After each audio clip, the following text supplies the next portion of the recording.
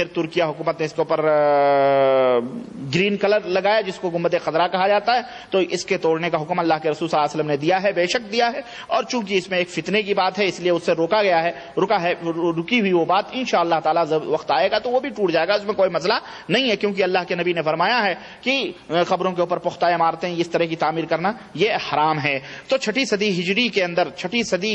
ہجری کے اندر منصور ابن قلاؤن جو مصر کا بادشاہ تھا اس نے یہ گنبد تعمیر کرائی تھی اس خبیث نے، اور اسی وجہ سے وہ اس کی حکومت بھی چلی گئی. بعض علماء نے اس وقت یہی کہا کہ تو نے چونکہ گستاخی کی اور جس کے اوپر کوئی چیز نہیں تھی گنبد وغیرہ اس قبر کے اوپر تم نے بنوائی اس لیے تو اس عذاب کا مستحق ہوا. تو المہم یہ بعد کے لوگوں نے بنائی ہے، یہ صحابہ کرام رضوان اللہ علیہم اجمعین کی تعمیر نہیں ہے اور نہ ہی اس کی کوئی شرعی حیثیت ہے، بلکہ شریعت کے اس کے اندر توڑنے کا حکم ہے. اور یہاں کے علماء مشائخ بھی اس بات کو بیان کرتے ہیں اور بتاتے ہیں. علماء دیوبندی کیا قرآن و سنت کے دعوے کرتے ہیں کہ ہم قرآن و سنت کے متبع ہیں؟ کیا وہ اس دعوے میں صحیح ہیں؟ اس دعوے میں وہ صحیح ہیں یا نہیں صحیح ہیں اس کا ثبوت ان کی کتابیں ہیں. کوئی بھی شخص جو کہے کہ ہم قرآن و سنت کے دعوے دار ہیں، ہے نا، تو اس کی جو زبان ہے اس کی کتابیں دیکھ لو، اس کی نمازیں دیکھ لو، اس کی دعوت دیکھ لو. اگر وہ قرآن و سنت کے مطابق ہے اہلاً و سہلاً، اور اگر وہ قرآن و سنت کے مطابق نہیں ہے تو پھر اس کے منہ پہ مار دو اس کی باتیں. علماء دیوبند اگر قرآن و سنت کے متبع اپنے آپ کو کہتے ہیں تو بعض چیزوں میں قرآن و سنت کو مانتے ہیں جہاں ان کے لیے میٹھا میٹھا گپ کی بات آتی ہے، لیکن جہاں ان کے علماء مشائخ کے عقیدوں کی بات آتی ہے تو وہاں قرآن و سنت سے وہ پرے ہٹ جاتے ہیں اور جو ہے کہتے ہیں کہ نہیں ہم یہ مانتے ہیں ہم وہ مانتے ہیں. تو چند چیزوں کو مان لینا اور چند چیزوں کا انکار کر دینا یہ کہاں کا انصاف ہے؟ تو علماء دیوبند بھی مقلد ہیں، یہ متبع سنت نہیں ہیں. بہت سارے چنانچہ آپ خود اٹھائیں، آپ ان کا مذہب ابو حنیفہ رحمۃ اللہ علیہ کا مذہب، نبی کا لایا ہوا مذہب، یہ کہتے نہیں کہ ہم نبی صلی اللہ علیہ وسلم کے مذہب پر ہیں، یہ کہتے ہیں ہم ابو حنیفہ رحمۃ اللہ علیہ کے مذہب پر ہیں. ان کا مسلک یا مشرب جو کہہ لیں وہ جناب علی قادری، چشتی، نقشبندی، سہروردی. یہ دیکھیں یہ کتاب علماء عقائد علماء دیوبند کی میرے پاس موجود ہے. یہ عقائد علماء دیوبند جس کو المحند علی المفند کہا جاتا ہے، اس کے فرسٹ شروع میں جو سہارنپوری ہیں جناب علی، یہ کیا کہتے ہیں اس کو لکھنے والے فخر المحدثین حضرت مولانا خلیل احمد سہارنپوری عقائد اہل سنہ لکھ رہے ہیں. چنانچہ یہ شروع میں لکھتے ہیں کہ ان کا عقیدہ کیا ہے. یہ لکھتے ہیں کہ ہم اور ہمارے مشائخ اور ہماری ساری جماعت یعنی دیوبندی جماعت بحمد اللہ فروعات میں مقلد ہیں مقتدائے خلق کون ہے؟ پورے مخلوقات کا مقتدا پیشوا رہنما کون ہے؟ بولو. وما ارسلناک الا رحمتا للعالمین، ہم نے آپ کو سارے عالم کے لیے رحمت بنا کے بھیجا. مخلوق کو کہتے ہیں تمام مخلوقات کے پیشوا اور رہنما ابو حنیفہ رحمۃ اللہ علیہ. یہی ہے نبی کو جو چاہیں خدا کر دکھائیں اور اماموں کا رتبہ نبی سے بڑھائیں. تو یہ جملہ مقتدائے خلق، کیا یہ جملہ نبی کے ہمدوش کا، نبی کے ہم پلہ اور نبی کے ہم برابر کرنے کا نہیں ہے؟ یہ کتنی بڑی گستاخی ہے نبی کریم صلی اللہ علیہ وسلم کی شان میں. مقتدائے خلق امام ابو حنیفہ رحمۃ اللہ علیہ نہیں ہے، بلکہ یہ کہو مقتدائے حنفی دیوبندی وغیرہ بریلوی وغیرہ قادیانی وغیرہ ان کے مقتدا ہیں وہ، لیکن الحمدللہ مقتدائے خلق اللہ کے رسول صلی اللہ علیہ وسلم کی شان ہے. کہتے ہیں ہم فروعات میں امام مقتدائے خلق حضرت امام حمام امام ابو حنیفہ نعمان بن ثابت کے ہیں، اور اصول اور اعتقادات میں پیرو ہیں امام ابو الحسن اشعری اور امام ابو منصور ماتریدی رضی اللہ تعالی عنہما کے، ہے نا. اور طریقہ صوفیہ میں ہم کو انتصاب حاصل ہے، سلسلے عالیہ حضرات نقشبندیہ اور طریقہ زکیہ مشائخ چشت بہیہ قادریہ مرزیہ شہروردیہ، ان میں ہم لوگ، یہ علماء دیوبند کا عقیدہ ہے. اور اسی علماء دیوبند کے عقیدے کے اوپر تقریباً جو ہے 50 مولویوں کی دستخط ہیں اور تمام لوگوں نے دستخط کیا ہے. اور باقاعدے یہ کہا گیا ہے جناب علی کہ ہمارے جو یہ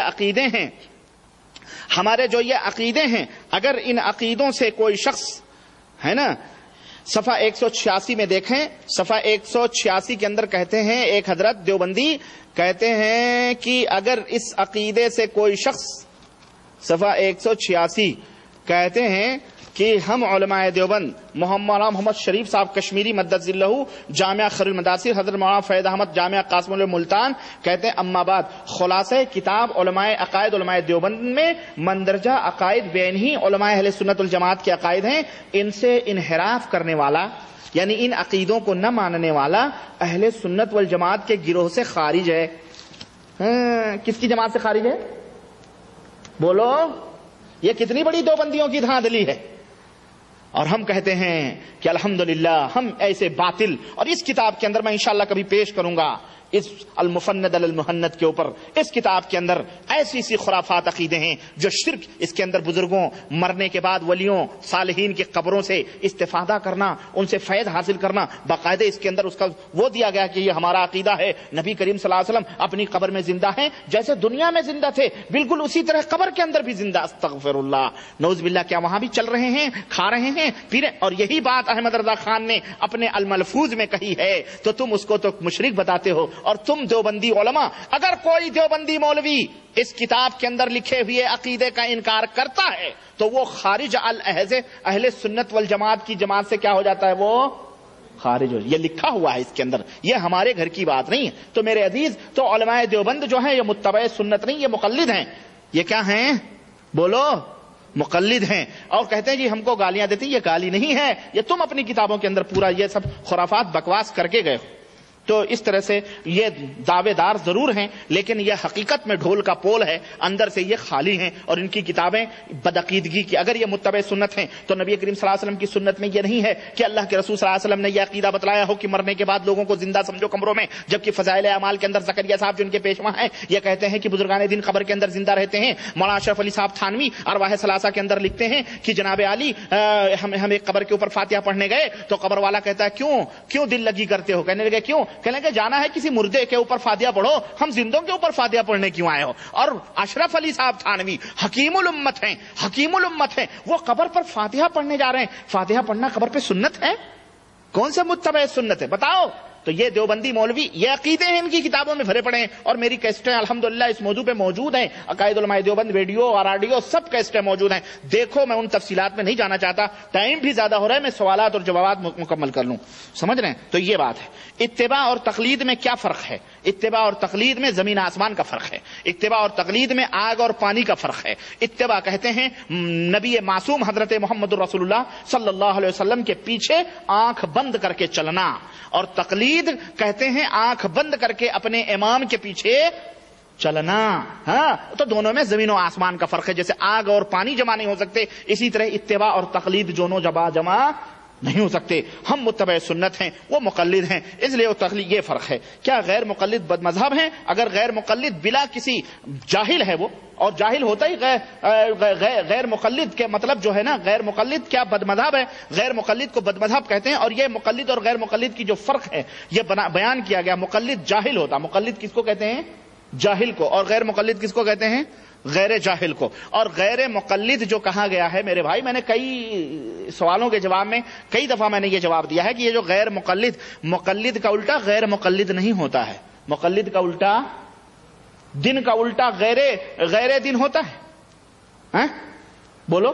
دن کا الٹا غیر دن ہوتا ہے، رات ہوتی ہے. اور رات کا الٹا غیر رات، غیر دن. جاہل کا الٹا عاقل، اور عاقل کا الٹا جاہل. کہ جاہل کا الٹا غیر جاہل ہے. کالے کا الٹا سفید، اور سفید کا الٹا کالا. لیکن اگر کوئی کہے، اگر کسی سفید چیز کو کہے یہ غیر کالی چیز کو کہے یہ غیر سفید ہے، غیر سفید ہے، تو بھئی بول رہا کالا ہے.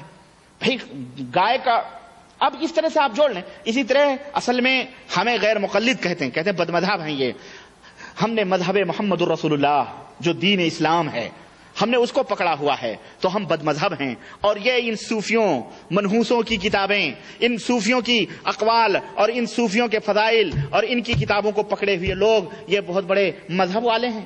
اعوذ باللہ من ھذا المذہب.